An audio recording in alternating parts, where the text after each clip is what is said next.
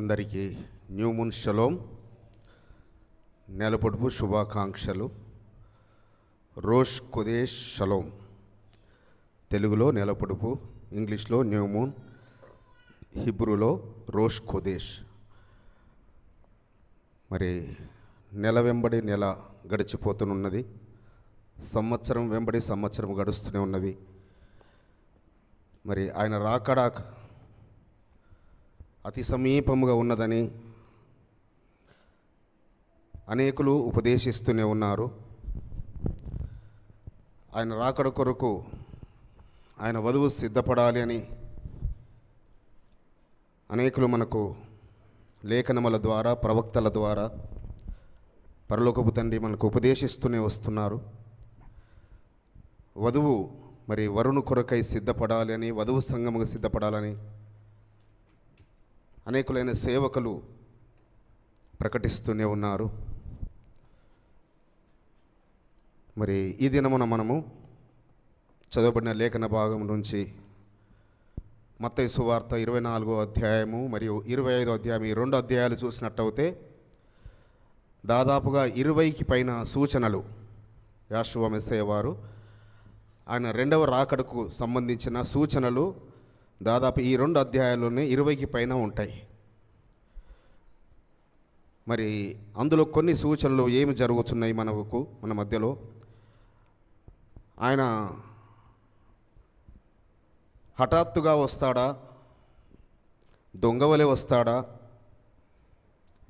లేక ఈ సృష్టిలో అనేకమైన కార్యములు జరుగుతున్న సమయంలో వస్తాడా, ఎలా వస్తారు అని మరి రకరకాల ఉపదేశాలు, రకరకాలుగా మరి ముఖ్యముగా ఇజ్రాయేల్ దేశం పైన చిన్న యుద్ధం ఏదైనా ఆరంభమైందంటే ఇక ప్రపంచమంతా అలర్ట్ అవుతారు, ఇక ఆయన రాకడ వచ్చేస్తున్నది అని. రకరకాలు ఉపదేశకులు ఇక వచ్చేసింది ఆయన రాకడ అని. మరి ముఖ్యంగా ఈ మధ్యలో అయితే యూట్యూబ్లో చాలా, మరి సోషల్ మీడియాలో చాలామంది మరి ప్రకటిస్తూ అసలు ఏది నమ్మాలా, ఏది నమ్మకూడదు అనేది గందరగోళ పరిస్థితులలో సామాన్య పరిశుద్ధులను, సామాన్య విశ్వాసులను ఉంచుతున్నారు. కానీ పరలోకపు తండ్రి ఆయన తెలియపరచలేదా ఆయన ప్రవక్తలకు? ఈ శ్రేష్టమైన గ్రంథంలో ఆయన రాయించి పెట్టలేదా? ఏ విధంగా ఆయన వస్తాడు, ఏ విధంగా సూచనలు? అందుకే మీరు ఈ నెలంతా కూడా ఈ 2 అధ్యాయాలు బాగా చదవండి. మత్తయి సువార్త 24వ అధ్యాయం, 25వ అధ్యాయం. అప్పుడు ఈరోజు ఉపదేశించబడిన ఉపదేశం మీకు అది బాగా అర్థమై మీ హృదయమైన పలకలపైన రాయబడుతుంది. ఇక్కడ విన్నప్పుడు మీకు చాలా సంతోషంగా అనిపిస్తుంది. మళ్ళీ రేపు తెల్లవారితే అది మర్చిపోతారు. కానీ మీకు అసైన్మెంట్ ఏంటంటే ఈ నెలంతా కూడా ఈ 24, 25 అధ్యాయాలు మీరు బాగా చదవండి. పరమతని చిత్తం అయితే పస్కా పండుగలో మనము చిన్న క్విజ్ పెట్టుకుందాం ఈ 2 అధ్యాయాలపైన. ఎన్ని సూచనలు పరలోకపు తండ్రి ఇచ్చాడు ఆయన రాకడ కొరకు. మనం అన్ని సూచనలు చూసుకోవాలంటే చాలా మెసేజ్లు చూసుకోవాల్సి వస్తుంది. అయితే ఈ దినం మనం కొన్ని మాటలు పరిశుద్ధ గ్రంథముల నుంచి యోషువ మెస్సయ్య ఏది మనకు ఉపదేశించారు, మరి ఆయన తర్వాత శిష్యులు ఏమి ప్రకటించారు, మరి పద్మాసు దీపంలో ప్రవాసి ఉన్న యోహాను గారికి ఏది తెలియపరచబడింది, దానియేలు గారికి ఏమి ముందుగానే దర్శనంలో దానియేలు గారు చూశారు, మరి పరలోకము కొనిపోబడి అనేక సంగతులు చూసిన అపోస్తున్న సౌలు గారు, పౌలు గారు ఏ విషయాలు ఆయన మరి మర్మయుక్తంగా ఉన్నాయని ఈ గ్రంథంలో తెలియపరచడం. కొన్ని విషయాలు మనం ఈరోజు చూసుకుందాము. మరి ఒక మాట నేను చదువుతాను. 24వ అధ్యాయము మత్తయి సువార్త 29, 30, 31 వచనాలు. మెసేజ్ విషయమై సిల్వెస్టర్ అన్న ముందుకు వచ్చి ప్రార్థన చేస్తారు. ఆ దినముల శ్రమ ముగిసిన వెంటనే చీకటి సూర్యుని కమ్మును, చంద్రుడు కాంతిని ఇయ్యడు, ఆకాశము నుండి నక్షత్రములు రాలును, ఆకాశమందలి శక్తులు కదిలింపబడును. అప్పుడు మనుష్య కుమారుడి సూచన ఆకాశమందు కనబడును. అప్పుడు మనుష్య కుమారుడు ప్రభావముతోనూ మహామహిమతోనూ ఆకాశ మేఘారూఢై వచ్చుట చూచి భూమి మీదనున్న సకల గోత్రముల వారు రొమ్ము కొట్టుకొందురు. మరియు ఆయన గొప్ప బూరతో తన దూతలను పంపును. వారు ఆకాశం యొక్క ఈ చివరి నుండి ఆ చివరి వరకు నలుదిక్కుల నుండి ఆయన ఏర్పరచుకొనిన వారిని పోగు చేతురు. ప్రార్థన.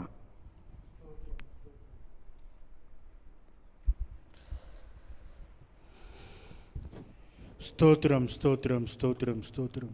జీవం గల యావే ఎలోహి మీకు స్తోత్రం చెల్లించుకుంటున్నాం. సర్వోన్నతుడా మీకు స్తోత్రం చెల్లించుకుంటున్నాం. సర్వాధికారి మీకు స్తోత్రం చెల్లించుకుంటున్నాం. సర్వంతర్యామి మీకు స్తోత్రం చెల్లించుకుంటున్నాం. నిన్న నేడు నిరంతరం ఏకరీతిగా ఉన్న తండ్రి మీకు స్తోత్రం చెల్లించుకుంటున్నాం. తండ్రి, గత నెలపడు ఆరాధన నుండి ఈ నెలపడు ఆరాధన వరకు తండ్రి మీ కృప కాపుదల మాపై మీరు ఉంచిన విధాన్ని బట్టి మీకు స్తోత్రం చెల్లించుకుంటున్నాం. తండ్రి, మిమ్మల్ని స్తుతించటకు, ఘనపరచటకు, మహిమపరచటకు మీరు మాకు ఇచ్చిన మంచి తరుణాన్ని బట్టి మీకు స్తోత్రం చెల్లించుకుంటున్నాం. అవును తండ్రి, జగత్ పునాది వేయకముందే మీరు మమ్మల్ని ఎన్నుకున్న విధాన్ని బట్టి మీకు స్తోత్రం చెల్లించుకుంటున్నాం. జగత్ పునాది వేయకముందే మీ సంకల్పంలో మమ్మల్ని మీరు జ్ఞాపకం చేసుకున్న విధాన్ని బట్టి మీకు స్తోత్రం చెల్లించుకుంటున్నాం. చిన్న మంద భయపడకమని ఈ చిన్న మందుకు తండ్రి మీరు అభయం ఇచ్చిన విధానాన్ని బట్టి మీకు స్తోత్రం చెల్లించుకుంటున్నాం. ప్రత్యేకంగా తండ్రి మీ దాసుడు తండ్రి జనార్దన్ బ్రదర్ వాక్యం చెప్పబోచుండగా తండ్రి మీ దాసుని మీరు మరుగుపరిచి మీరు మాట్లాడుము రాజా. మీ దాసుని అభిషేకించుము రాజా. మీ దాసుని యొక్క నోట మీ మాట ఉంచుము రాజా. తండ్రి, మీ దాసుని ద్వారా మీరు మాట్లాడుము రాజా. వాక్యము ద్వారా హెచ్చరించుము, గద్దించుము రాజా. మా జీవితాలు సరిదిద్దుకునే స్వభావాన్ని మాకు దయచేయము రాజా. కూడి వచ్చిన ప్రతి ఒక్కరిని మీరు దీవించి ఆశీర్వదించుము రాజా. ఈ చిన్న ప్రార్థన త్వరలో రానున్న యెహోవా మెస్సియా అతి పరిశుద్ధమైన ఘనమైన రక్షణ గల నామంలో బ్రతిమాలుకుంటూ వేడుకొనుచున్నాను తండ్రి. ఆమేన్. థ్యాంక్ యూ సిల్వెస్టర్ అన్న, థ్యాంక్ యూ. మరి యెహోవా మెస్సియా వారు తన శిష్యులకు చెబుతున్నారు, అయ్యా మీరు మరి అనేకమైన యుద్ధములను గురించి వింటారు, యుద్ధ సమాచారాల గురించి మీరు వింటారు, జనం మీదికి జనములేస్తారు, మరి భయంకరమైన గాలి తుఫానులు, భయంకరమైన భూకంపములు ఇవన్నీ జరుగుతుంటుంటవి. కానీ లోకము యొక్క అంతము అప్పుడే రాదు. కానీ మీకు కొన్ని సూచనలు, ప్రాముఖ్యమైన కొన్ని సూచనలు ఇవ్వబడుతున్నవి. అలాంటి శ్రమలు సృష్టి ఆరంభం నుంచి ఎప్పుడు జరగని శ్రమలు. ఎలాంటి శ్రమలు అవి? సృష్టి ఆరంభము నుంచి జరగని శ్రమలు. మరి మనము చూసినట్టయితే రెండవ ప్రపంచ యుద్ధంలో దాదాపుగా 70 లక్షల మంది యూదులు ఊచకూత కోయబడ్డారట. 70 లక్షల మంది. మరి అప్పుడు అనుకుని ఉంటారు ఆయన రాకడ సమయం వచ్చేసిందని. అదేవిధంగా యెహోవా మెస్సియా వారు ఆయన మరణించి సమాధి గెలిచి లేచి వెళ్ళిన తర్వాత ఆది అపోస్తలులు సువార్త ప్రకటిస్తున్న రోజుల్లో రోమా చక్రవర్తులు అనేకులైన లక్షల మందిని చంపారు. అనేకులు హతసాక్షులయ్యారు. కానీ సువార్తను ఎవ్వరూ ఆపలేకపోయారు. అదే విధముగా మరి కడవరి దినములు అని మనము చాలా కాలం నుంచి వింటూనే ఉన్నాము. మరి కడవరి దినములు ఎప్పుడు ఉంటాయి అని అనేకులకు రకరకాల సందేహాస్పదాలు. అయితే ఇది మాత్రం ఒకటి నిజము, అది ఇజ్రాయెల్ దేశముతో మాత్రము ముడిపెట్టబడి ఉన్నది. ఇది ప్రపంచము అందరికీ అర్థమైన విషయం. సర్వభూప్రపంచ జనులకు అందరికి అర్థమైన విషయం ఏంటంటే అది ఇజ్రాయెల్ దేశముతో, ఆ యెరూషలేముతో, ఆ చిన్న దేశముతో ముడిపెట్టబడి ఉన్నదనేది ఇది జగమెరిగిన సత్యము. ప్రపంచంలో ప్రతి మతస్థులు, ప్రతి తెగవారు, ప్రతి జాతి వారు, ప్రతివారు ఇది అంగీకరించే నగ్న సత్యము. అయితే ఆ పరలోకపు తండ్రి మరి ఏమేమి సూచనలు ఇచ్చారో భక్తులకు అంతకు ముందుగా యెహోవా మెస్సియా వారికి పూర్వము ఉన్న ప్రవక్తలకు ఆయన తెలియపరిచారు. ఆయన కాలంలో ఉన్న అపోస్తలకు తెలియపరిచారు. తర్వాత మరి పద్మాసు ద్వీపంలో ప్రవాసి అయిన యోహాను గారికి తెలియపరిచారు. పరలోకం నుంచి స్వరముతో డైరెక్ట్గా మాట్లాడిన అపోస్తలుడైన సౌలు భక్తుడికి తెలియపరిచారు. మరి ఇవన్నిటినీ ఏ విధంగా వారికి అర్థమైన భాషలో, వారికి అర్థమైన విధానంలో తెలియపరిచారో మనం కొన్ని విషయాలు ఈరోజు మనం చూసుకుందాం. అపోస్తలుడైన పౌలు గారు అంటారు, రోమీల రాసిన పత్రిక 11వ అధ్యాయము 25, 26, 27 వచనాలు. రోమా పత్రిక 11వ అధ్యాయము, Romans letter 11th chapter 25th to 27th verse.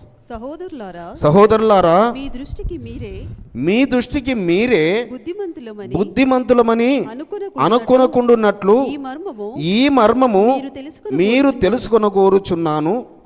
అదేమనగా అన్యజనుల ప్రవేశము సంపూర్ణమగు వరకు ఇజ్రాయేలునకు కఠిన మనస్సు కొంత మట్టుకు కలిగెను.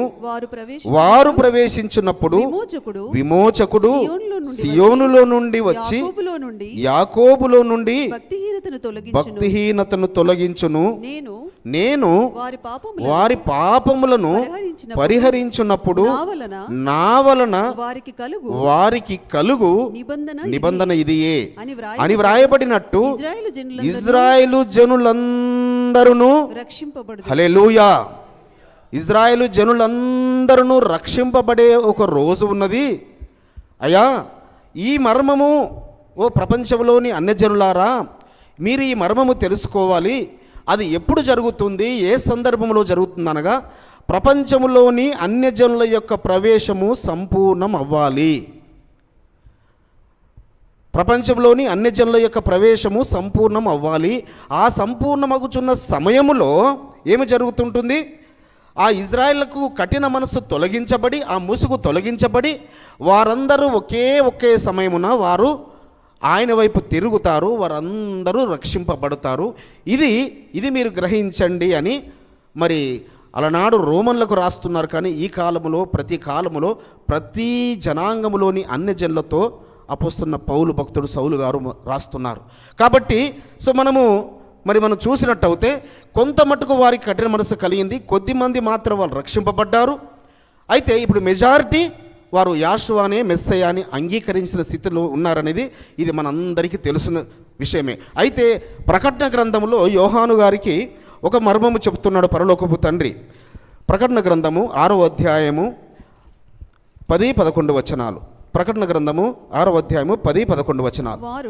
వారు నాదా సత్యస్వరూపి పరిశుద్ధుడా ఎందాక తీర్పు తీర్చకయు మా రక్తము నిమిత్తము భూనివాసులకు ప్రతిదండన చేయకయు ఉందువని బిగ్గరగా కేకలు వేసిరి.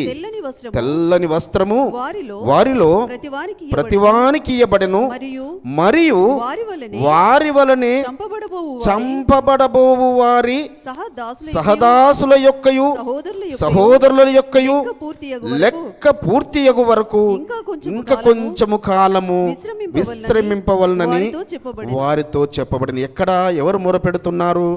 బలిపీఠము కింద హతసాక్షులైన వారి యొక్క ఆత్మలు ఆ పరలోకపు తండ్రితో మొరపెడుతున్నారు. అయ్యా, ఓ నాదా, ఓ సత్యస్వరూపి, ఇంకెంతకాలము ఈ భూనివాసులకు ఇంకా తీర్పు తీర్చక ఉంటారు? ఎంతకాలం మేము ఈ బలిపీఠం కింద మేము ఉండాలి? ఎంతకాలం మేము ఇంకా ఇక్కడే ఉండాలి? ఎప్పుడు నీ యొక్క మహిమా రాజ్యమునకు చేరాలి? మేము నీ నిత్యరాజ్యమునకు మేము చేరాలి, మీ యొక్క మహిమకు మేము స్వతంత్రించుకోవాలి అని హతసాక్షులైన వారి యొక్క ఆత్మలు బలిపీఠం కింద ఉండి మొరపెడుతుంటే అక్కడికి వారికి ఏమని తెలియపరచబడుతున్నది? మీకు వలనే మీరు ఎలాగైతే హతసాక్షులు అయ్యారో మీకు వలనే ఇంకా హతసాక్షులు కావలసిన వారి లెక్క ఒకటి ఉన్నది నాయన, ఆ లెక్క కంప్లీట్ అవ్వాలి. ఏంటి? హతసాక్షులు అయ్యే వారి లెక్క సంపూర్తి అవ్వాలి. ఇదేంటి? పరలోకపు తండ్రి మరి అన్యజనుల ప్రవేశము సంపూర్ణం అవ్వడం అంటే సర్వసృష్టి అంతటా ప్రకటించబడడం బాగానే ఉంది. కానీ హతసాక్షులు అయ్యే వారి లెక్క కూడా ఒకటి ఆయన సముఖంలో రాయబడి ఉన్నది. వారు నిజముగా ధన్యులట. వారి యొక్క లెక్క కూడా సంపూర్తి కావలసి ఉన్నది. అదే మాటలు మళ్ళీ మరి మత్తయి సువార్త 24వ అధ్యాయంలోనే యాషోమెస్స వారు చెప్తున్నారు. 36, 37, 38 వచనాలు చూసినట్టయితే, అయితే ఆ దినమును గూర్చియు ఆ గడియను గూర్చియు తండ్రి మాత్రమే ఎరుగును గాని ఏ మనుష్యుడైనను పరలోకమందలి దూతలైనను కుమారుడైనను ఎరుగరు. నోవాహు దినములు ఎలాగుండెనో మనుష్య కుమారుని రాకడయును అలాగే ఉండును. జలప్రలయమునకు ముందటి దినములలో నోవాహు ఓడలోనికి వెళ్ళిన దినం వరకు వారు తినుచు త్రాగుచు పెళ్లి చేసుకునుచు పెళ్లికిచ్చుచు నుండి జలప్రలయం వచ్చి అందరినీ కొట్టుకొని పోవు వరకు ఎరగకపోయిరి. అలాగుననే మనుష్య కుమారుని రాకడ ఉండును. ఇంకొక సూచన చెప్తున్నాడు, ఏమని? జలప్రలయ కాలంలో నోవాహు గారి కాలంలో ఏ విధంగా ఉండెనో అప్పుడు నోవాహు గారు ఏం చేశారు? 120 సంవత్సరాలు ఆయన ప్రకటిస్తూనే వచ్చారు. మెతూషెలా గారు మరి నోవాహు గారు కలిసి 120 సంవత్సరాలు ప్రకటిస్తూనే వచ్చారు. కానీ జనులు ఆయన వైపు తిరిగారా వారు? సో కాబట్టి పరిశుద్ధులారా, ఈ ప్రకటన జరుగుతూనే ఉంటుంది. అయితే ఒక తాత మన వాళ్ళ మధ్యన ఒక సంభాషణ జరుగుతున్నదట. ఒక తాత మధ్యలో ఆ తాత మరి వృద్ధాప్యంలోకి వచ్చాడు. ఇక ఆయన మాట్లాడుతున్నాడు, చెప్తున్నాడు అన్నట్టు వాళ్ళకు, ఇక నేను నా నిద్రించడము నా సమయం ఆసన్నమైంది, ఇక నేను వెళ్ళిపోతాను, ఇక వెళ్ళిపోయే సమయం ఆసన్నమైందని వాళ్ళ మనవాళ్ళతో చెప్తున్నాడు. వాళ్ళ మనవాడు అడుగుతున్నాడు, ఓహో తాతయ్య, మీరు ఇంకా హ్యాపీగా పరలోకమునకు వెళ్ళిపోతున్నారు కదా, ఆయన నిత్య రాజ్యంలో ఉండబోతున్నారు కదా, ఎంత సంతోషం కదా, అక్కడ ఎంత నిత్య మహిమలోకి మీరు వెళ్ళబడుతున్నారంటే, నాయన బాబు, నేను యవ్వనము నుంచే ఆ మహిమను నాలో కలిగి ఉన్నాను. నేను యవ్వనము నుంచే ఆ పరలోకము నాలో కలిగి ఉన్నాను. ఇప్పుడు నేను వెళ్ళేది కొత్తదేదో కాదు. నా యవ్వనము నుంచే నేను ఎప్పుడైతే మారు మనసు పొందానో, ఎప్పుడైతే రక్షింపబడ్డానో, ఎప్పుడైతే నేను బాప్తిసం పొందుకున్నానో ఆ రోజు నుంచే నా దేహమంతా ఆ పరలోకముగా వలె నేను నిర్మించుకుంటూ వచ్చాను. ఆయన వాక్యము చేత ఉదక స్నానము చేయబడి, సో నేను నా అవయవంలో ప్రతిదీ నీతికి సాధకములుగా చేసుకుంటూ వచ్చాను. నా యొక్క అవయవం ప్రతిదీ కూడా నీతికి సాధకములుగా అయినవి. పరిశుద్ధమైన జీవితాన్ని, పవిత్రమైన జీవితాన్ని జీవిస్తూ నేను యవ్వనంలో నుంచే. కాబట్టి బిడ్డ, నీవు నాతో పాటు ఇప్పుడు ఆయన రాజ్యంలోకి చేరడానికి నీవు అర్హుడవే అవ్వాలి. అంటే నీవు కూడా నేను ఏ విధంగా నడుచుకున్నానో, ఏ విధంగా జీవించానో, ఏ విధంగా పవిత్రత కలిగానో, ఏ విధంగా పరిశుద్ధత కలిగానో, ఏ విధంగా ఆత్మవరాలు ఫలించానో, ఏ విధంగా దీర్ఘశాంతము కలిగి ఉన్నానో, ఇవన్నీ ఆయనను పోలిన జీవితము. అందుకే కూర్చున్నా ఆయన వలె కూర్చున్నాను, నడిచినా ఆయన వలె నడిచిన, మాట్లాడినా ఆయన వలె మాట్లాడినా, జీవించిన ఆయన వలె జీవించిన, ప్రార్థించిన ఆయన వలె ప్రార్థించిన. అలా బిడ్డ, అలా బ్రతుకుతే సో ఈరోజైనా నువ్వు రేపైనా ఆయన ఎప్పుడు వెళ్ళినా ఆయన రాజ్యము నీలోనే, ఈ భూమి మీద నివసించినంత కాలము నీలోనే ఉండాలి. నిన్ను చూసి అనేకులు ఆయనను తెలుసుకోవాలి. కాబట్టి పరిశుద్ధులారా, ఆయన రాకడ ఎప్పుడు ఉంటున్నా, అది ఎప్పుడైనా మనం ఏంటి, మనం ఏ స్థితి కలిగి ఉండాలి? మన యొక్క దేహము పవిత్రమైన ఆలయముగా, మన దేహము పవిత్రమైన ఆలయముగా, ఆయనకు నివాస యోగ్యముగా. ఈరోజే మనం వెళ్ళిపోతే, ఆయన రాకడ ఎప్పుడైనా ఉండని, ఈరోజే మనం వెళ్ళిపోతే ఆయన రాజ్యమునకు చేరుకుంటామా లేదా? ఈరోజే మనం వెళ్ళిపోతే ఆయన రాజ్యమును స్వతంత్రించుకుంటామా లేదా? ఈరోజు మనం వెళ్ళిపోతే ఆయన మహిమలో, ఆయన దూతల గణముతో కలిసి ఎల్లప్పుడూ దివారాత్రులు ఇంతవరకు ఆరాధన చేశారు కదా, నిరంతరం. సో నిరంతరం ఆయనతో, అంతే కదా, మన ఆశ అంతా అదే కదా. మన రిహార్సల్ అంతా ఏంది ఇక్కడ? నిరంతరం ఆయనతో నివసించాలని, నిరంతరం ఆయనతో బ్రతకాలని, నిరంతరం ఆయన దూతలతో గణంతో కలిసి. అక్కడ చీకటి ఉండదు, రాత్రి ఉండదు, అక్కడ ఆకలి తప్పులు అసలే ఉండవు. సో అలాంటి రాజ్యము కొరకు మరి ఎదురు చూడాలి తప్ప. సో నోవాహు దినములలో ఏం చేశారు? వారందరూ వచ్చి నోవా తలుపులు బద్దలు కొడుతుంటే ప్రయోజనం ఏమైనా ఉందా? నోవాహు మాకు తలుపు తీరమంటే అదే విధముగా యాషువ మెస్సీయ రాకడ కూడా దినములకు కూడా అదే విధముగా ఉంటాయి పరిశుద్ధులారా అని ఆ యొక్క శిష్యులకు చెబుతూ, అయితే 24వ అధ్యాయంలో ఇంకొక మంచి మాట చెప్తాడు. 12వ వచనము, 24:12. అక్రమము విస్తరించుట చేత అనేకుల ప్రేమ చల్లారును. ఎలాంటి రోజులలో ఉన్నాం పరిశుద్ధులారా? రేపు మనం చూస్తుంటే ప్రతి చోట అక్రమం విస్తరించిన రోజులలో ఉన్నాం. ప్రతి చోట అక్రమము, నీతి అనేది ఎక్కడా మచ్చుకు కూడా కనబడని రోజులలో ఉన్నాము. కాబట్టి అక్రమము విస్తరింపబడి చేయడం ఏమైంది? అనేకుల యొక్క ప్రేమ, ప్రతి వారు స్వార్థ జీవులే తప్ప, స్వార్థపరులే తప్ప ప్రేమ అనేది కరువైన రోజులలో ప్రేమ చల్లారిపోయింది. ఎవరిని ఒకరినొకరు దోసుకోవడమే. కాబట్టి అక్రమము విస్తరించుట చేత అనేకుల యొక్క ప్రేమ చల్లారింది. అంటే అక్రమము పరిపూర్ణము కావాలి. ఆయన రాకడ రావాలంటే అన్ని జనుల ప్రవేశం ఎలా సంపూర్తి అవ్వాలో, హతసాక్షుల లెక్క ఎలా సంపూర్తి అవ్వాలో. ఎందుకంటే అబ్రహాం గారికి ఒక మాట చెప్తాడు. అబ్రహాం గారికి పరలోకపు తండ్రి ఆయనకు సంతానం కూడా కలగమునిపే ఇస్సాకు కానీ అంతకుముందు ఇస్మాయిల్ కానీ జన్మించక మునిపే ఒక వాగ్దానం చెప్తాడు అబ్రహాం గారికి. ఆదికాండము 15వ అధ్యాయము 13వ వచనం నుంచి. ఆయన 15వ అధ్యాయము 13వ వచనం నుంచి అమ్మా. నీ సంతతి వారు ఆయన నీ సంతతి వారు తమది కాని పరదేశమందు నివసించి ఆ దేశపు వారికి దాసులుగా నుందురు. అయ్యా, అబ్రహాం గారికి చెప్తున్నాడు, ఆయనకు అంతవరకు సంతానమే లేదు. ఆయన దాదాపుగా 85 సంవత్సరాల వయసులో ఉన్నాడు అబ్రహాం గారు. ఆ సమయంలో 75 సంవత్సరాలు శారమ్మకు. ఆయనకు సంతానమే కలగలేదు. కానీ ఏమని చెప్తున్నాడు? అయ్యా, నీ సంతతి వారు తమది కాని పరదేశమందు ఆ దేశపు వాసులకు దాసులుగా ఉందురు. వారు 400 ఏండ్లు వీరిని శ్రమ పెట్టుదురు. వీరు ఎవరికి దాసులవుదురో ఆ జనమునకు నేనే తీర్పు తీర్చుదును. తర్వాత వారు మిక్కిలి ఆస్తితో బయలుదేరి వచ్చెదరు. నీవు క్షేమముగా నీ పితరుల యొద్దకు పోయేదవు, మంచి వృద్ధాప్యమందు పాతి పెట్టబడదువు అని చెబుతూ, అయ్యా చూడండి ఏంటి ఇది అసలు. దీని తర్వాతనే 16వ అధ్యాయంలో శారమ్మ మరి ఆ యొక్క తన దాసిని ఇస్తుంది. దాసి ద్వారా ఇస్మాయిల్ పుడతాడు, మనందరికి తెలుసు.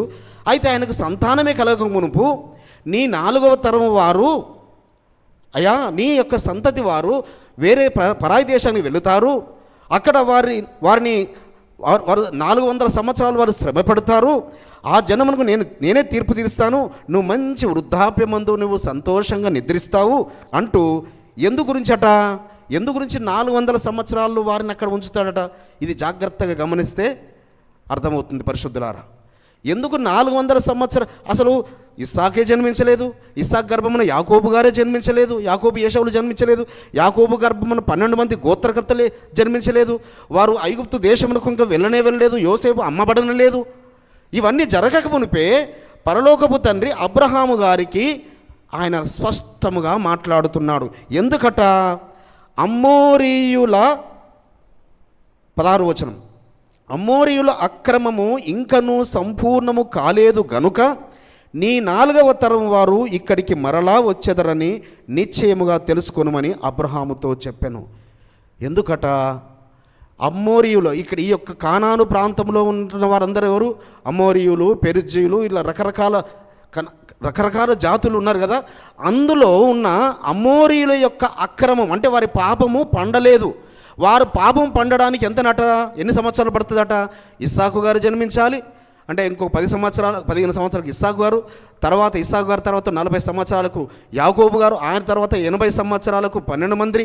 ఇలా చూస్తే 200 సంవత్సరాలు ప్లస్ 400 600 సంవత్సరాల తర్వాత జరగబోయే విషయాన్ని అబ్రహాము గారికి ముందుగా తెలియపరుస్తుంది. ఏమని?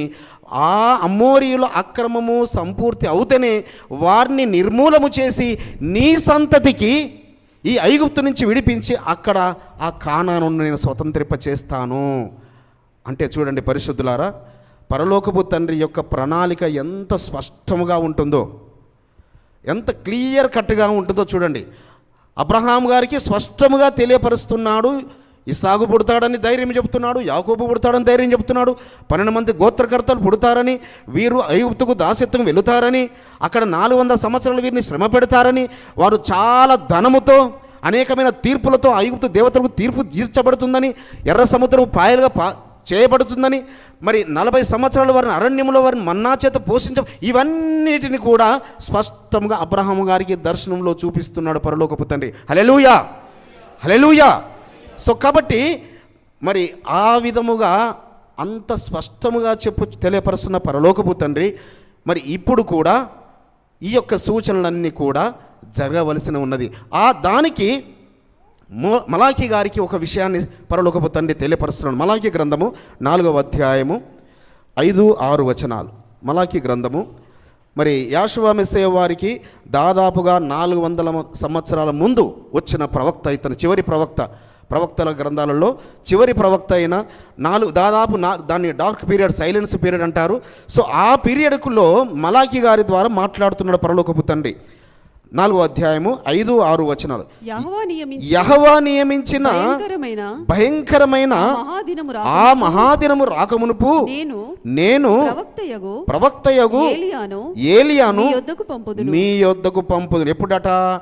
భయంకరమైన ఆ మహాదినము రాకమునానికి ముందుగా ఎవరిని పంపిస్తానంటున్నాడు పరలోకపు తండ్రి? ఏలియా గారిని పంపిస్తానంటున్నాడు. నేను వచ్చి దేశమును శపించకుండున్నట్లు అతడు ఏం చేస్తాడట? నేను వచ్చి దేశమును శపించకున్నట్లు అతడు తండ్రుల హృదయములను పిల్లల హృదయములను తండ్రుల తట్టును తిప్పును.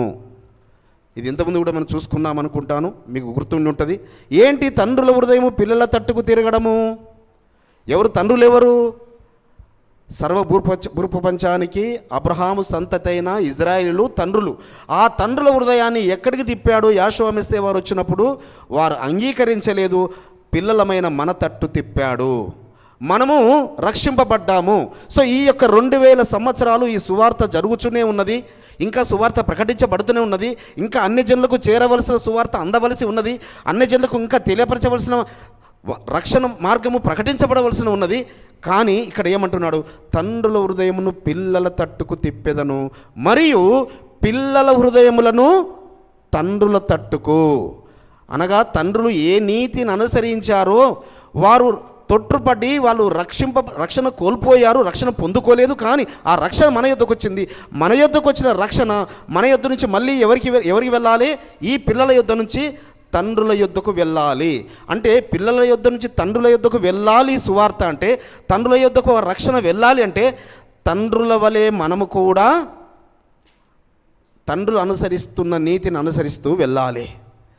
తండ్రులు అనుసరిస్తున్న సబ్బాతులను, తండ్రులు అనుసరిస్తున్న పరిశుద్ధ పండుగలను, తండ్రులు అనుసరిస్తున్న ధర్మమును, తండ్రులు అనుసరిస్తున్న నీతినంతా మనం అనుసరిస్తూ వెళ్ళినప్పుడు ఈ పిల్లల హృదయాలు తండ్రుల తట్టుకు తిప్పుతాడు. అంటే ఇప్పుడు సర్వప్రపంచమంతా రక్షణ సువార్త ప్రకటించబడింది, కానీ నీతి మరుగు చేయబడింది.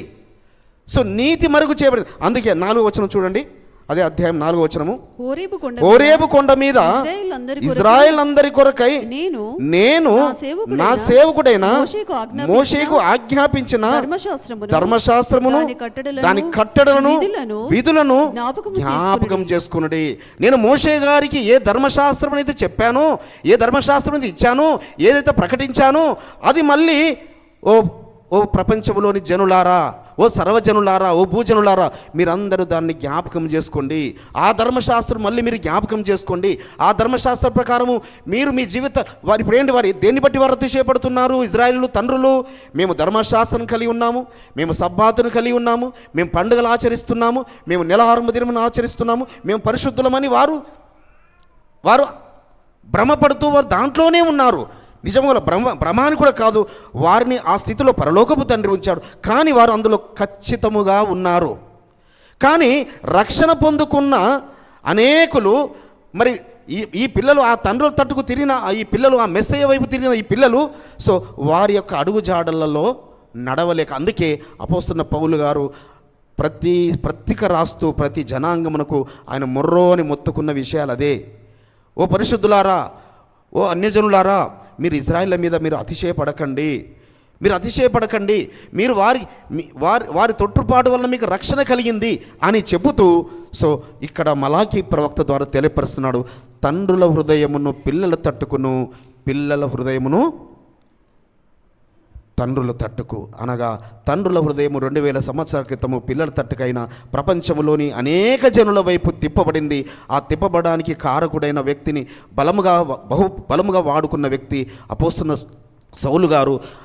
ఆయన ఒక్కరు మాత్రమే కాదు, ఆ 11 మంది శిష్యులను కూడా ప్రపంచమంతటిలో పంపించి ఆ వారి ద్వారా ఆ యొక్క సువార్త, ఆ నీతి రాజ్య సువార్త ప్రకటించబడింది. కానీ అది మరుగైపోయిన రోజులలో ఉంటుండగా మనం ఏమి ప్రకటించాలి? వారికి ఏ నీతిని మనము కలిగి వారికి ఆ సత్యమును వారికి ప్రకటించాలి అంటే వారు కలిగి ఉన్నవన్నీ మనము కలిగి ఉండాలి. వారొక్కరు కలిగి ఉండాల్సింది. వారు కలిగి ఉండాల్సింది యెహోవానే మెస్సయ్య అని ఒప్పుకోవాలి. ఒకే ఒక్క విషయంలో వారు తిరిగితే చాలు. వారు తిరగాల్సింది ఒకే ఒక్క విషయం. మనము తిరగవలసింది చాలా విషయాలు ఉన్నాయి, మనం అనుసరించాల్సినవి చాలా ఉన్నవి.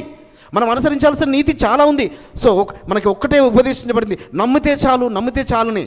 నమ్మిన అబ్రహాము, విశ్వాసులకు కర్త అయిన, విశ్వాసులు మూల పురుషుడైన అబ్రహాము ఏది చేయమంటే అది చేశాడు. ఏది అనుసరించమంటే అనుసరించాడు. ఇక్కడికి వెళ్ళమంటే అక్కడికి వెళ్ళాడు. ఈ దేశం వెళ్ళమంటే ఆ దేశం వెళ్ళాడు. నీ కుమారుని వెళ్ళి బలి ఇవ్వమంటే ఇచ్చాడు. ఏ పని చేయమంటే ఆ పని చేశాడు. సో ఆయన చాలామంది ఏమనుకుంటారు, ఆయన ఏమి అనుసరించలేదు, ఓన్లీ విశ్వాసం కలిగి ఉన్నాడు అనుకుంటారు. 26వ అధ్యాయం 5వ వచనం చాలా మార్లు ఇంతకుముందు మీకు చెప్పాను, ఒక మాట చదవండి ఒకసారి. ఆదికాండము 26వ అధ్యాయం 5వ వచనం, 26:5. ఏలయనగా అబ్రహాము నా మాట విని నేను విధించిన దాని నా ఆజ్ఞలను ఏమనుసరించాడో జాగ్రత్తగా వినండి.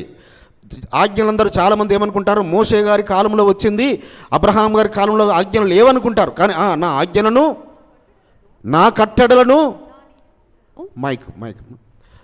నా ఆజ్ఞలను, నా కట్టడలను, నా నియమములు గైకొనని ఇస్సాకు గారితో చెబుతున్నాడు పరలోకపు తండ్రి. అయ్యా, మీ నాన్న ఈ విధంగా నా మాటలు విని నేను అనుసరించిన నా ఆజ్ఞలన్నిటినీ, నా కట్టడలన్నిటినీ, నా నియామకాలు అన్నిటినీ అనుసరించాడు. కాబట్టి నీవు ఆయనకు వల్ల అనుసరిస్తే నేను కూడా నిన్ను దేశం యొక్క ఉన్న స్థలంలో ఎక్కిస్తాను, నిన్ను ఆశీర్వదిస్తాను, నిన్ను తలగా ఉంచుతాను, నిన్ను తోకగా ఎంత మాత్రం ఉంచను, నిన్ను అప్పిచ్చేవాడిగా ఉంచుతాను, నీ శత్రువులు నీ నుంచి దూరంగా పారిపోతారు అని ఆ యొక్క గెరారు దేశంలో ఉంటున్న ఇస్సాకు గారితో మాట్లాడుతూ పరలోకపు తండ్రి బలపరుస్తున్నాడు. కాబట్టి పరిశుద్ధులారా, ఈ దినమున మనతో కూడా మాట్లాడుతూ మనల్ని బలపరుస్తున్నాడు మన పరమ తండ్రి. మరి ఆ మోషే ఏలియాలన్నట ఆయన మళ్ళీ పంపిస్తానంటున్నాడు. చూడండి, ఇప్పుడు యాషోవా మెస్సే కాలంలో ఏలియా గారి ఆత్మ కలిగిన వ్యక్తి యోహాను గారు వచ్చారు. కానీ ఆ యోహాను గారిని తెలుసుకోలేక యోహాను గారిని చంపేశారు. కానీ ఇప్పుడు చివరి కాలంలో మళ్ళీ ఎవరు రాబోతున్నారట? ఈ యొక్క మాట మీకా గ్రంథంలో కూడా ఈ మాట ఒకసారి తెలియపరచబడింది. మీకా గ్రంథము 7వ అధ్యాయము 15వ వచనము. మీకా 7:15. ఐగుప్తు దేశంలో నుండి నీవు వచ్చినప్పుడు జరిగినట్టుగా నేను జనులకు అద్భుతములను కనపరుతును. హల్లెలూయా. ఏమంటున్నాడు? మీకా ద్వారా మళ్ళీ తెలియపరుస్తున్నాడు, ఐగుప్తు దేశంలో నుంచి నీవు వచ్చినప్పుడు జరిగినట్టుగా నేను మళ్ళీ ఈ భూమి మీద జనులకు నా అద్భుతాలను జరిగిస్తాను. ఈ విషయాన్ని ప్రకటన గ్రంథం 11వ అధ్యాయంలో మరి యోహాను గారు పత్వాసు దీపంలో ఉండి చూస్తున్నారు. ప్రకటన గ్రంథము 11వ అధ్యాయము 3-4 వచనాలు. నేను నా 2 సాక్షులకు అధికారం ఇచ్చేదను, వారు గోనెపట్టె ధరించుకొని 1260 దినములు ప్రవచింతురు. వీరు భూలోకమునకు ఎలోహిమైన వాని ఎదుట నిలుచుచున్న 2 ఒలీవ చెట్లును దీపస్తంభములనై ఉన్నారు. ఎవడైనను వారికి హాని చేయ ఉద్దేశించిన ఎడల వారి నోటి నుండి అగ్ని బయలువెడలి వారి శత్రువులను దహించివేయును. గనుక ఎవడైనను వారికి హాని చేయనుద్దేశించిన ఎడల అలాగున వాడు చంపబడవలెను. తాము ప్రవచింపు దినములు వర్షము కురవకుండా ఆకాశమును మూయుటకును వారికి అధికారము కలదు. మరియు వారికి ఇష్టమైనప్పుడెల్లా నీళ్లు రక్తముగా చేయుటకును నానా విధములైన తెగుళ్లతో భూమిని బాధించుటకును వారికి అధికారము కలదు. ఎవరట? 2 సాక్షులను పంపించబోతున్నాడు పరలోకపు తండ్రి. ఆ 2 సాక్షులు వారు ఏమైనా 2 ఒలీవ చెట్లని చెప్తున్నాడు. వారు ఎన్ని రోజులట ప్రకటిస్తారట? 1260 దినములు. మరి దీనినే 42 నెలలు అని రాయబడి ఉంటుంది ఇదే ప్రకటన గ్రంథంలో. ఇదే 3.5 సంవత్సరాలు. ఈ 3.5 సంవత్సరాలలో వీరు ఏమి చేయబోతున్నారు? వీళ్ళు ఈ ఒలీవ మొక్కలైన ఈ 2 వారి నోటి నుంచి మాట వెలువడగానే వర్షము కురవకుండా ఆకాశాన్ని మూయడానికి వారికి అధికారము. వారు ఇంకొకరు ప్రవచించగానే నీరు రక్తమయ అవ్వడానికి అధికారము. ఈ కార్యాలు ఎవరు చేశారు? ఈ సృష్టిలో మరి ప్రార్థన చేస్తే వర్షము కురవకుండా 3.5 సంవత్సరం వర్షం కురవకుండా ఉన్నది ఎవరు చేస్తే జరిగింది? ఏలియా గారి ద్వారా. సో మరి నీరు రక్తముగా చేసిన వ్యక్తి ఎవరు? ఐగుప్తు మీద ఐగుప్తుల నుంచి జరిగిన తెగుళ్ళను మళ్ళీ భూమి మీద జరిపించబోతున్నానని మీకా ప్రవక్త ద్వారా తెలియపరచబడుతున్న ఈ ప్రవచనము ప్రకటన గ్రంథంలో ఉన్న యోహాను గారికి ఎలా తెలియపరచబడింది అనగా, మళ్ళీ ఆయన రాకడ సమయంలో, 2వ రాకడ సమయంలో ఆయన ఈ యొక్క ఆ యుగ సమాప్తి ముందు ఆ భయంకరమైన మహాదినము రాకమునుపు మరి మలాఖీ గారికి తెలియపరుస్తున్నాడు. అనగా అనేకులైన ప్రవక్తలకు ఆయన ప్రవక్తలు ఒక్కొక్క కాలంలో వచ్చారు. ప్రవక్తలు వేరు కాలంలో వచ్చారు. ఇప్పటిలాగా టెక్నాలజీ లేదు వారికి ఇది స్టోర్ చేసి పెట్టుంటే, యూట్యూబ్లో స్టోర్ చేసి పెట్టుంటే, లేక ఇంకెక్కడో స్టోర్ చేసి పెట్టుంటే, గూగుల్లో స్టోర్ చేసి పెట్టి చూసుకోవడానికి వరకు. కానీ వారికి ఎవరికి తెలియపరిచారో వారితో మాట్లాడుతూ వస్తుంది ఒకే ఒక్క ఆత్మ, ఒకే ఒక్క పరిశుద్ధుడు, ఆయన ఆ రకరకాల ప్రవక్తలతో మాట్లాడుతూ వస్తున్నాడు. కాబట్టి ఆ రాకడలో మరి ఏ విధముగా ఉండబోతుందో ఈ యొక్క ప్రకటన గ్రంథంలో మరి సెలవిచ్చిన విధముగా ఈ ఇద్దరు ఎవరో కాదు. మరి ప్రార్థిస్తే వర్షము కురవకుండా ఉండేది ఏలియా గారి ద్వారా జరిగింది. ప్రార్థిస్తే నీరు రక్తమైంది. ఈ సృష్టిలో ఈ కార్యాలు చేసిన వాళ్ళు ఇద్దరు. అయితే వీరి మీదకి ఎవరు ఏం చేస్తారట 7వ వచనంలో చూసినట్టయితే, వారు సాక్ష్యము చెప్పుట ముగింపగానే అగాధములో నుండి వచ్చు క్రూరముఖము వారితో యుద్ధము చేసి జయించి వారిని చంపును. వారి శవములు ఆ మహాపట్టణపు సంత వీధిలో పడియుండును. వానికి ఉపమాన రూపముగా సొదొమ అనియు ఐగుప్తు అనియు పేరు. అచ్చట వారి ఎలోహిమును కూడా యాషువాను కూడా సిలువ వేయబడెను. ఎక్కడ ఏం చేస్తారట, ఆ క్రూరముఖము వచ్చి, ఆ యాంటీ మెస్సయ్య వచ్చి ఏం చేస్తాడు, ఈ ఇద్దరిని పట్టుకొని ఆ నగరములో, ఆ మహానగరములో, ఎక్కడైతే యాషువా మెస్సయ్యను చంపారో అక్కడ ఈ ఇద్దరి ప్రవక్తలను క్రూరముఖము చంపబోతున్నాడు. అప్పుడు ఏం జరుగుతుంది? అందరూ ప్రపంచమంతా ఇక విందులు చేసుకుంటారు, గిఫ్ట్లు పంచుకుంటారు, కానుకలు పంచుకుంటారు. ఎందుకు? వీరి నోటి గుండా ఏ మాట వెలువడిందో ఆ తీర్పు జరిగింది. వీరి నోటి గుండా ఏది వెలువడిందో అది సంఘటన జరిగినాయి. వీరి నోటి గుండా ఏది వెలువడిందో అగ్ని వచ్చి వారిని దహించి వేసింది.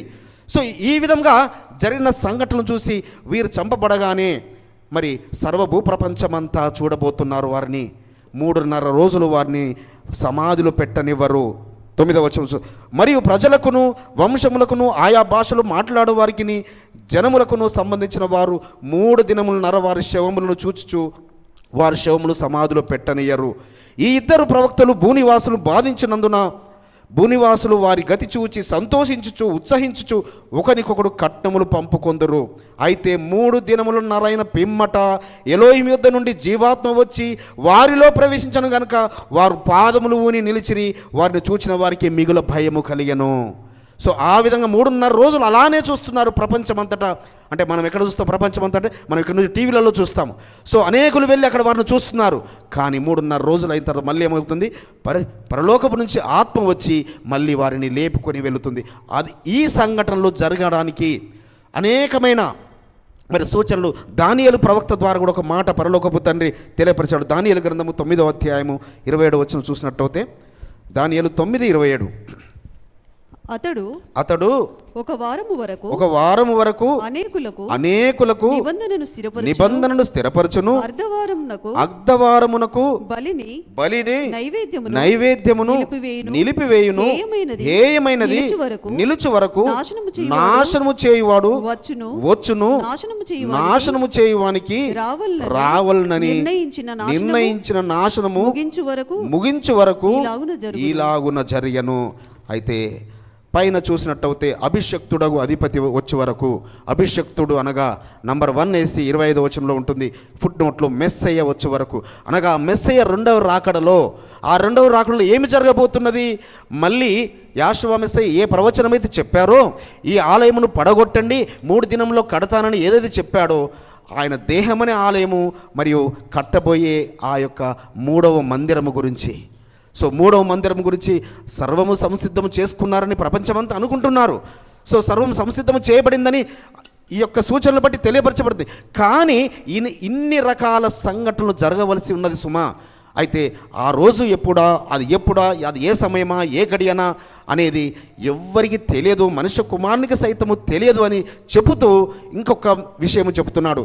ఆయన రాకడ దొంగవలె ఉండడం మాత్రమే కాదు, అది ఏర్పరచబడిన వారి నిమిత్తము ఆ దినములు అనగా ఆ శ్రమ దినములు తక్కువ చేయబడకుంటే ఏ ఒక్క శరీరం కూడా కాపాడబడడు. కాబట్టి ఏర్పరచబడిన వారి నిమిత్తము పరిశుద్ధులైన మరి ఎలోహిం బిడ్డలారా, మనం ఏర్పరచబడిన వారిలో ఉన్నట్టయితే, ఒకే పిలువబడిన వారిలో ఉన్నాము కాబట్టి ఈ లేఖనాలు వింటున్నాము, ఈ యొక్క ధర్మమును అనుసరిస్తున్నాము. అయితే మనం ఏర్పరచబడిన గుంపులో మనం ఉన్నట్టయితే డెఫినెట్గా ఆయన రాకడలో మరి పరిశుద్ధుల నిమిత్తమై, నీతిమంతుల నిమిత్తమై, అలనాడు సొదొమ గొమొర్రాకు 10 మంది నీతిమంతులు ఉంటే ఇలా కాపాడుతానన్నాడు. అలనాడు మరి ఆ యొక్క నోవాహు జలప్రలయంలో 120 సంవత్సరాలు ప్రకటించిన ఏ విధంగా ఒక్కరైనా మారు మనసు పొందలేదు. ఈ రోజుల్లో కూడా మరి అక్రమం విస్తరించబడుతున్న రోజుల్లో ఉంటున్నాము. అయితే అక్కడ ఏమి జరగబోతుందనగా ఆ మందిరములోకి మళ్ళీ వెళ్ళి బలిని నైవేద్యమును ఆపు చేయగల ఈ యాంటీ మెస్సయ్య సో వెళ్ళి అక్కడ మరి హేయమైనది మళ్ళీ అక్కడ జరిపిస్తాడు, హేయమైన కార్యము. సో అది ఇక ఆయన రాకడకు సంపూర్తి అవుతుంది. అంటే సూచన ఏంటనగా మందిరము కట్టబడడానికి కొరకు సర్వభూప్రపంచమంతా తిరుగుబాటు జరుగుతుంది. సర్వభూప్రపంచమంతా యుద్ధము, అదే ఆర్మిగిద్దోని యుద్ధము లేదా 3వ ప్రపంచ యుద్ధము. సో కాబట్టి వీటన్నిటి విషయం ఇవన్నీ సూచనలు రకరకాల. మరి సూర్యుడు నలుపవ్వాలి, చంద్రుడు ఎరుపవుతాడు. ఇవన్నీ కూడా ఆయన మనకు తెలియపరచాడు. 24వ అధ్యాయంలో మరొకసారి చూసుకుందాము. మత్తయి సువార్త 24లో, ఆ దినముల శ్రమ ముగిసిన వెంటనే 29వ వచనం, చీకటి సూర్యుని కమ్మును, చంద్రుడు కాంతి నీయడు, ఆకాశము నుండి నక్షత్రములు రాలును, ఆకాశమందలి శక్తులు కదిలింపబడును. అప్పుడు మనుష్య కుమారుని సూచన ఆకాశమందు కనబడును. అప్పుడు మనుష్య కుమారుడు ప్రభావముతోనూ మహామహిమతోనూ ఆకాశ మేఘారూఢై వచ్చుట చూచి భూమి మీద ఉన్న సకల గోత్రముల వారు రొమ్ము కొట్టుకొందురు. కాబట్టి ప్రపంచంలో ఉన్న వారందరూ మరి జకర్యా గ్రంథం 12వ అధ్యాయంలో కూడా ఈ విషయం మనము ధ్యానించుకున్నాం ఇంతకు పూర్వము కూడా. కాబట్టి సో సమాధులు తెరవబడతాయి, సమాధుల నుంచి వారు లేస్తారు, ఇవన్నీ జరుగుతాయి. అయితే నిద్రించిన వారు ధన్యులు వారు.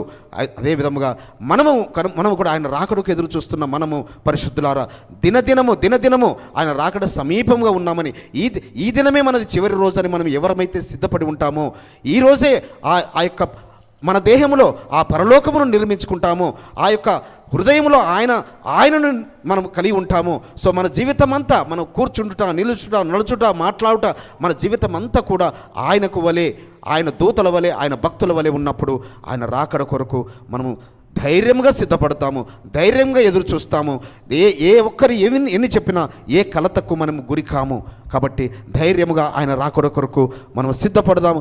అయితే అవన్నీ జరగడానికి కొరకు మనము కూడా మనవంతు కృషి, మన ప్రయాస, మన ప్రార్థనను మనము ప్రకటించడము, మరి అన్ని జనుల ప్రవేశము సంపూర్తి అవ్వాలంటే మన వంతు ప్రయాస ఏం చేస్తున్నాము. ఇంతకుముందు ఏ విధంగా ప్రయాసపడ్డారు, అనేకులైన భక్తులు ప్రయాసపడ్డారు, మనం ఏ విధంగా ప్రయాసపడుతున్నాం. హతసాక్షులు అవ్వడం మాత్రం మన చేతుల్లో లేదు. హతసాక్షుల లెక్క సంపూర్తి అవ్వాలి, అన్ని జనుల ప్రవేశము సంపూర్తి అవ్వాలి. ఆయన నామము ప్రపంచమంతటా అన్ని మూలలో ప్రకటించబడాలి, ప్రతి మోకాలు ఆయన నామమున వంగాలి. ఇవన్నీ జరుగుతాయి. కానీ ఈ సూచనల కొరకు మనము ధైర్యముగా ఆశతో మనం ఎదురు చూస్తూ దినదినము మన రక్షణ కాపాడుకుంటూ ఆయన సారూప్యతలోనికి మనము ఎదగవలసిన వారమై ఉన్నాం. పరమ తండ్రి ఈ మాటలను మన హృదయాల్లో ఫలింపజేసి దీవించునుగాక. ఆమేన్.